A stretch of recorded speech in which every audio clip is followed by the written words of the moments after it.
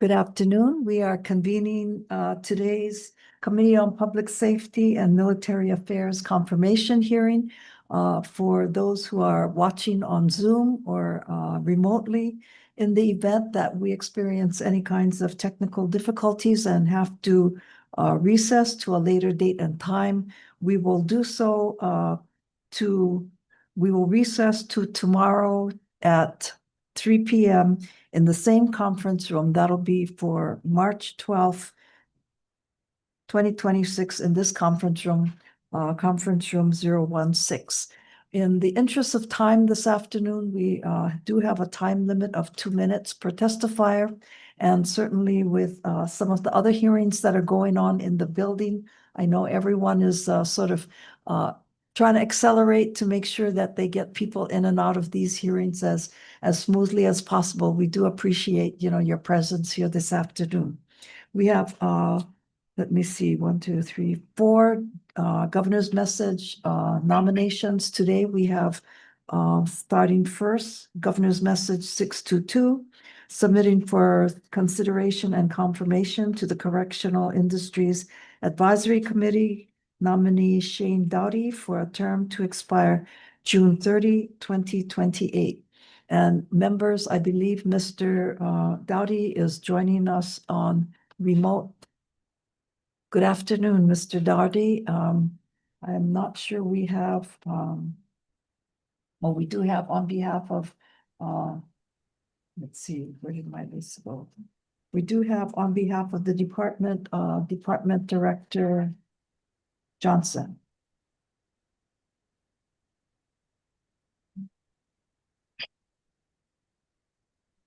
Good morning, Chair Fukunaga, other members of the committee, wherever you are. I would just summarize our testimony and support, if that's okay with you. I know we have a 2-minute limit. So Mr. Dowdy used to work for us in our agriculture operations and as an operations manager at ETI.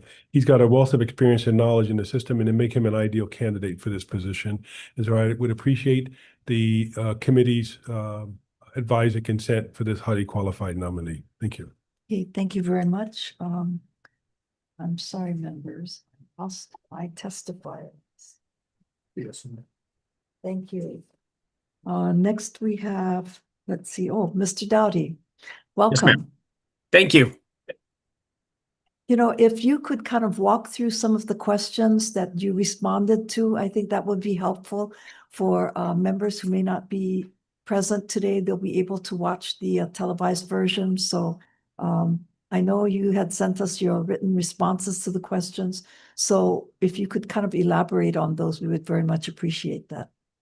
Sure, you bet. I don't have them in front of me right now, but I'll give you a little bit of my background. I spent 21 years with the University of Arizona and the College of Agriculture, and I was a program coordinator for them within ag research as support for all of our agricultural facilities. When I left there in 2014, I went as a private consultant and ultimately ended up doing a project with Arizona Correctional Industries, specializing in warm water finfish production, aquaculture, as most people refer to it, and then went to work for Hawai'i Correctional Industries for a period of about 19 months, I believe. And then, and then I've been operating my own business since then. Where I fall into play, I guess my most valued asset, I think, bringing into this is a wealth of background as far as correctional industries goes across 2 states, as far as their programs, protocols, security issues, and then also as being on the private sector with the university, we worked greatly within the private sector and the public sector. So I understand how those fit together and where they can benefit each other.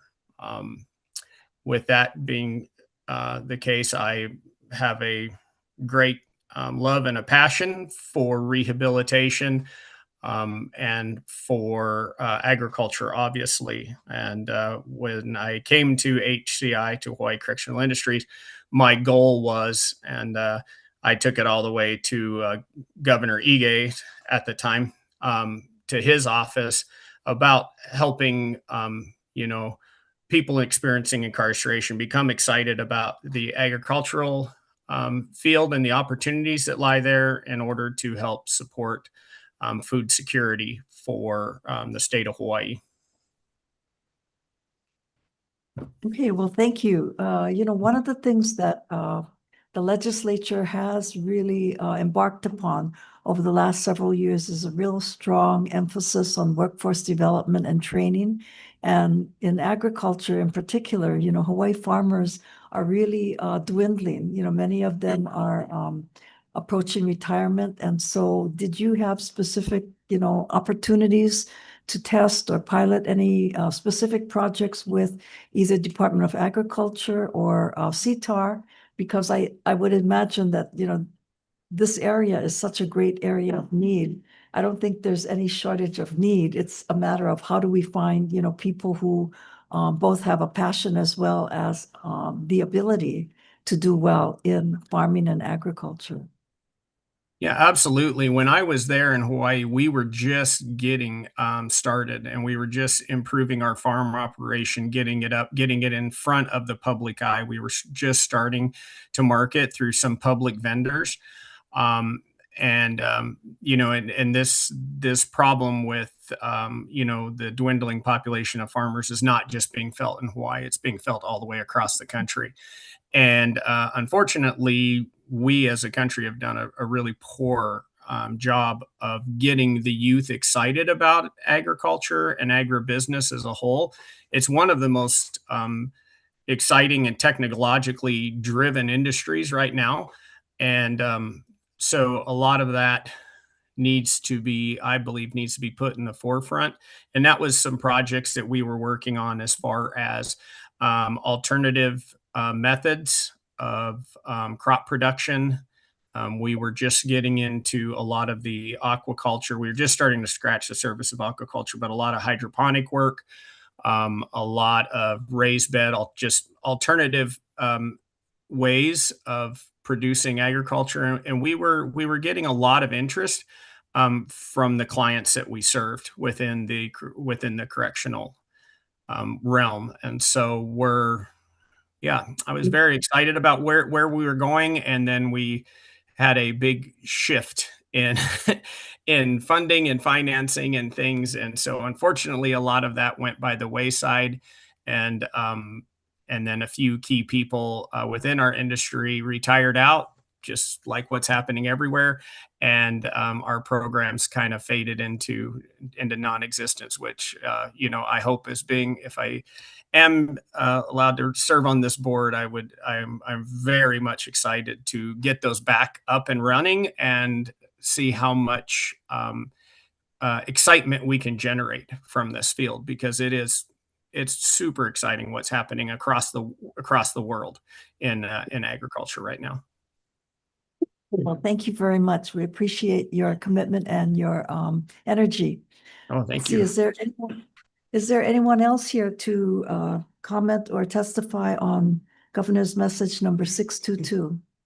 Okay, if not, let's turn to Governor's Message 623. This nomination is for Raymond Mullins, Correctional Industries Advisory Committee, for a term to expire June 30, 2028. And I believe we have Mr. Mullins here this afternoon. I'd also like to ask Director Johnson if he would be so kind as to deliver his department's recommendations. Sure. Thank you. I'll summarize my testimony as well, be brief. Mr. Mullins has a wealth of knowledge and accounting knowledge and financial expertise. HCI's extensive experience and thoughtful management style with several organizations and his own business makes him a resourceful candidate for the advisory board and makes him a valuable asset to the advisory board. With respect to the HCI is special funded, so they look out for revenue. They look for revenue venture capital projects to earn money and at the same time provide a living wage, and marketable skills to the inmates. So his experience will be invaluable to help on that side of the board. And so we really support this highly qualified candidate, and once again, ask for the committee to advise and consent. Thank you very much. We also have had testimonies submitted by Julian Lee, Chris Cadell, Christopher Lumley, all in support. And I'd like to invite Mr. Mullins to come to the table and join us. Hello, good afternoon, Chair and other members of the committee. My name is Raymond Mullins, for the record, and I'm honored. Speak I'm sorry, directly I'm into the honored to microphone. be, I'm sorry, my name is Raymond Mullins, for the record, and I am honored to be a nominee for the Hawaii Correctional Industries Advisory Committee. You know, you provided some very useful background information. I wonder if you would be willing to comment on, some of your comments, particularly with respect to the questions, what do you hope to accomplish, and name 3 qualities that make you stand out in this arena. I thought those responses were very helpful. Okay, thank you very much. What I hope to accomplish with this role is to increase the morale of the staff and the inmates by implementing or analyzing implementation of streamlining efforts and motivating, encouraging more inmates to participate. Because right now we do have a shortage in inmates participation and even the capacity right now, because there is a certain pipeline they have to go through. So we want to help with that. But also there's an upcoming ERP implementation, and I've already been involved with 2 ERP implementations, one in which I was heavily involved with as a staff accountant, and then the other one I led myself for a restaurant group locally here in Hawaii. They own quite a few restaurants here. Sorry, I'm still rusty. Let's see. An example I had for a suggestion for HCI is when inmates are coming in, I know they do get kind of a introduction and onboarding, if you will, to the system, expectations that are focused primarily on prison rules and those types of things. But we want, or at least what I want to do, is also add in a section where HCI is at least mentioned in enough detail to let them know that, all right, this is some opportunities you have. Like here, we just went over all the stuff you have to, do, keep your head down and do right. But these are some opportunities you have and reasons to keep your head up, because we don't want them losing hope, because if they lose hope, then when they get out, the recidivism is going to just be there for a long time. It's going to be a horrible cycle. So my hope is that, similar to how I recommend people doing interviews, let them know what's available, what's expected of them, and what type of jobs we offer, workforce development that we actually offer while they're still incarcerated. That way, even though they don't qualify right now, they know what steps they need to take to get through the pipeline to be able to be permitted to work in these private organizations or even state, if the opportunity is right for them. And then for the 3 qualities, or if you had any more questions on that, I'm happy to answer. No, that's perfect. So for the 3 qualities, I have the listed here, non-judgmental perspective, because I believe people should not be permanently defined by a decision they made earlier in life. People make poor decisions all the time. So some of them, they get incarcerated, unfortunately, and it's not always something that is a long-term who they are. It's just who they were in that moment. So, and I can understand that, worked with several inmates that were in the workflow program and things like that. I mentioned, it's kind of broad, unfortunately, but I mentioned that everyone deserves to be loved. And in this case, what I mean is everyone deserves some compassion, and they deserve to be treated fairly and like a respected human being, not just as a felon or as someone that has been in the system and now that's who they're branded as, And also mention, oftentimes the people that are hardest to love are the ones that need it the most. And I fully stand by that. It's worked for me so far. Third was the that I listed was my abundance mindset. What I mean by that is I believe they've kind of backed themselves into a corner in some cases, not all of them, but some of them have backed themselves into a corner where entrepreneurship is their best opportunity, but that's an amazing opportunity. And I know it's not something that's really discussed too much in the correctional industry, but I fully believe that if they understand how much opportunity there is there, that not only will it give them hope, but they'll be able to actually fulfill these opportunities. They'll actually be able to provide jobs even for other people in society. They'll be able to give back way more than, in some cases, than what they took, but they would still be able to give back way more than just simply coming out and working in a box factory or something. So No, that I think is really very expansive and transformative. So certainly appreciate your commitment and your willingness to serve, because having, hope is really the biggest motivator of all. And it's very hard to gain back once, people lose hope in Right. what's possible. So Oh, thank you. We Thank you. appreciate your willingness to serve. I'm honored. Thank you. Okay, thank you so much. Thank you. Okay, let us turn to Governor's Message number 624. Dr. Cheryl Inouye, who is nominated for the Hawaii Paroling Authority for a term to expire on June 30, 2029. And I believe we have Dr. Inouye here, but we'd like to call upon Jean DeMello for the Hawaii Paroling Authority to comment first, and then we will invite Dr. Inouye up to answer questions. Chair, is it okay if I stand on my written testimony? Certainly. Okay, thank you so much. I believe we also received Director Johnson's testimony. I apologize. We have you listed after that. Please come forward. Okay, thank you.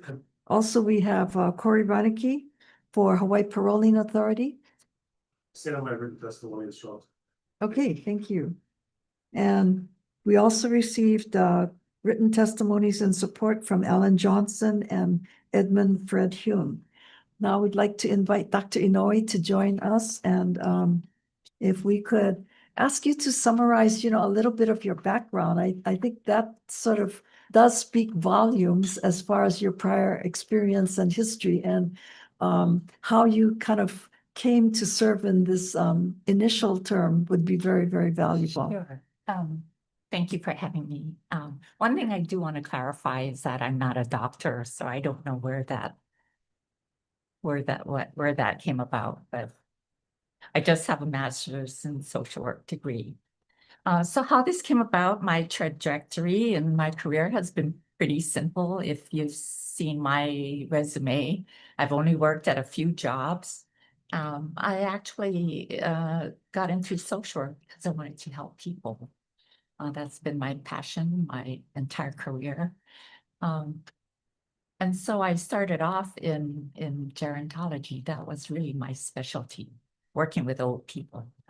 At the time when I graduated, I didn't have any jobs out there. It was a time when jobs were scarce. I took an emergency hire position at the district court, and then I just loved it. And after that, I went to the felony side and circuit court, and I stayed there for 35 years. And then I retired from there. After that, I was lucky enough to have served on the paroling authority for about a year and a half. And then Steve Alm asked if I would come on board and help with his administration and turn things around. And so I did that for one term, which is what I had committed to. And then I retired a second time, hoping that an opportunity like this would come about again. And I'm very, very lucky to have an opportunity today and be here before you. And so this is what brings me here today. I have a passion for helping people, and I love being in the criminal justice system, never looked back once. So I know that there's a great need in working with the elderly, but this is where I enjoy being. If you can identify some particular goals or, directions you'd like to keep moving in terms of the paroling authority, because we have such a large number of inmates, and we have a large number of people who are located, out of Hawaii. It would seem that the paroling authority could be a very key player in, really reducing some of the population so that we can return people to, lives outside incarceration. How do you see, some of the directions that you'd like to pursue as part of the paroling authority? Well, there are problems that are system-wide, not just affecting only parole. So I served in the probation department for 35 years, as I said. One of the critical things missing is really treatment opportunities for these offenders. And so these include substance abuse treatment as well as mental health treatment. It's very, very difficult to place people with these services. They're long waiting lists. A lot of times purchase of service monies are cut short, and so we don't have a lot of capacity. Treatment programs cannot rely on a steady stream of income, and so they're hesitant in expanding their services too. So I would love to see, some commitment for dedicated monies, a steady stream where they can expand mental health. You must have heard how many of the offenders incarcerated do have substance abuse and mental health issues, oftentimes combined. And so I know treatment slots are very hard to come by. One of my great passions, and I was just talking to the director earlier, is that I really wanted to see an integrated statewide system for data collection. Because I don't know if you're aware of this, but every criminal justice system has its own MIS system. It's unbelievable. I mean, so from the beginning of the criminal justice system, the police will do their entry, goes to the prosecutors, they do their own entries, and if the person gets probation, then it goes to the courts, they do their own data entry. The person gets in prison, they do their own entry, go to parole, they do their own separate entry. And there's a lot of replication of data. So we had tried to initiate a bill to allow data integration. But that hadn't worked, but that would be my dream, is to have an integrated system. Well, that sounds like a great idea. We would certainly support it. I know in terms of homeless individuals, one of the big things that has occurred over the last 8 to 10 years is having an integrated data system. Yeah. So that all the agencies and the various nonprofit providers, et cetera, have access to one system. And it really helps a lot in terms of identifying opportunities for both placement as well as services. And when you don't have an integrated system, then everyone is acting in silos, but it's very difficult to do research. So you really don't know what's happening. Like once somebody leaves probation, we don't know how somebody does on parole. We don't know what worked, what didn't work. Right? So it's very difficult to do aggregate data analysis. So I mean that would have been my dream when I was working full time. Okay, well, thank you very much. I think that's a very laudable objective, and we appreciate your commitment The and director is willingness here, I'm hoping he'll take it out. and willingness to serve. Thank you so very much. Thank Okay, let us turn now you. Have to, any yes, questions? thank you. Thank you. Let us turn now to, let's see, Governor's Message number 625, the Governor's appointment or nomination of Robert Harder to Hawaii Advisory Council on Emergency Management for a term to expire June 30, 2029. Believe we have for the City and County of Honolulu, Department of Emergency Management, Mr. Collins. Is Mr. Collins present? Okay, if not, We also received supportive testimony from Elizabeth Galvez, Michael Kern, Crystal Van Beelen, and I believe we have Mr. Harder here in person. If you would please come forward. Good afternoon. Good afternoon, Sheriff, and committee, wherever you are.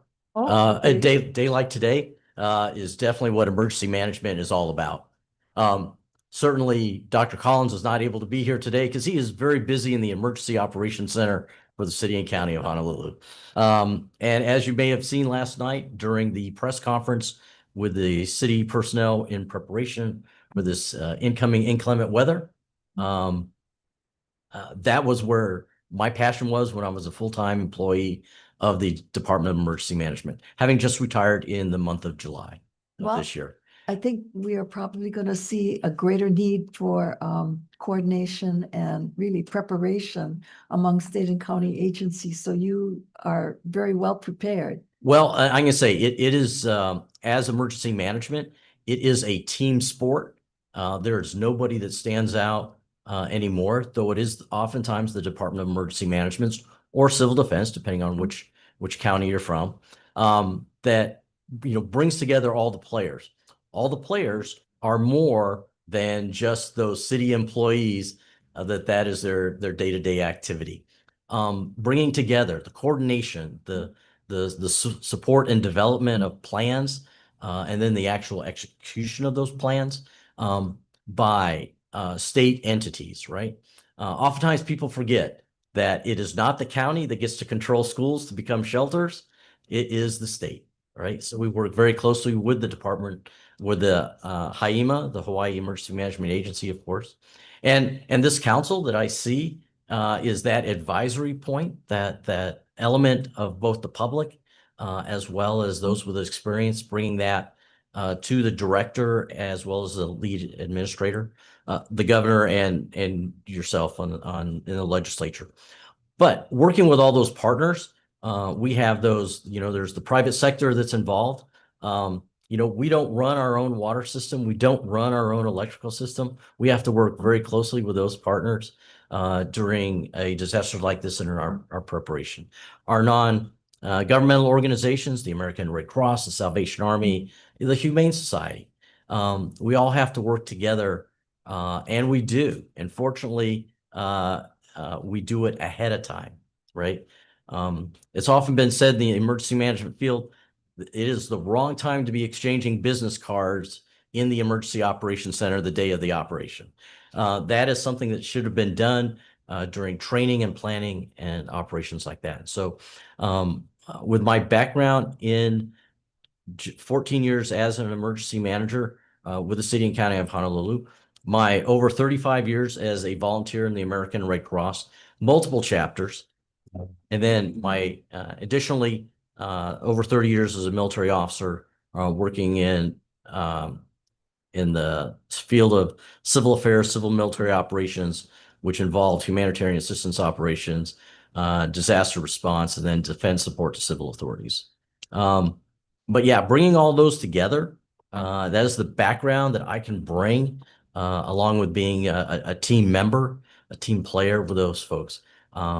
So that's why I'm looking forward to an opportunity to serve on this council.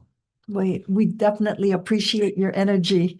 And, I don't have any further questions, but having served on the council and as well as in the state legislative arena, I think there needs to be a much greater emphasis on preparation, as we face greater and greater emergencies than we ever have before. So, and part of that is a greater education to the public that they have a vote, right, in their preparations. If they think that they are going to be waiting upon a first responder to come in, it's not going to happen. We already know that truly the first responder in any emergency, from a typical house fire to flooding, is your neighbor. Yep. Right? Yep. They are the first ones there. They may not have the title. They may not get paid as a first responder, but they are the help until help arrives. Right. And so if we can help Haima and the state to get that message out, and they do. Everything from preparedness fairs on the windward side to other events. They try to get it out there. Maybe there's areas that we can work on trying to get it. Not the Department of Education needs one more requirement in their criteria, but working with the children.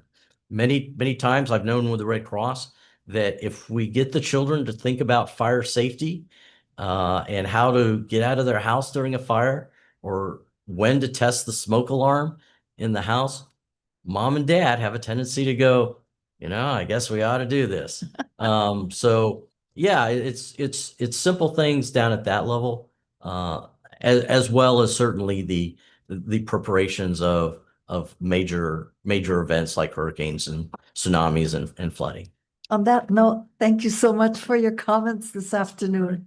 I think for, everyone who has been following this year's legislative session, it's been very instructive to discover just how powerful some of these disasters are turning out to be. So we do have to do a lot better and a lot more. And the challenge is oftentimes people go, well, that's somebody else's disaster. When it's your house, it's your disaster. Right. Thank you very much. Okay, no members. We will be adjourning this afternoon's hearing to make sure that everyone is able to traverse safely out of the building. But we will defer decision-making on the nominations to tomorrow afternoon's hearing at 3:00 in this conference room. So thank you all for your presence, and please be safe as you depart. Here, What is the next date that we have? we have a TRS. Okay, we'll file a hearing notice as to the rescheduled time. Thank you.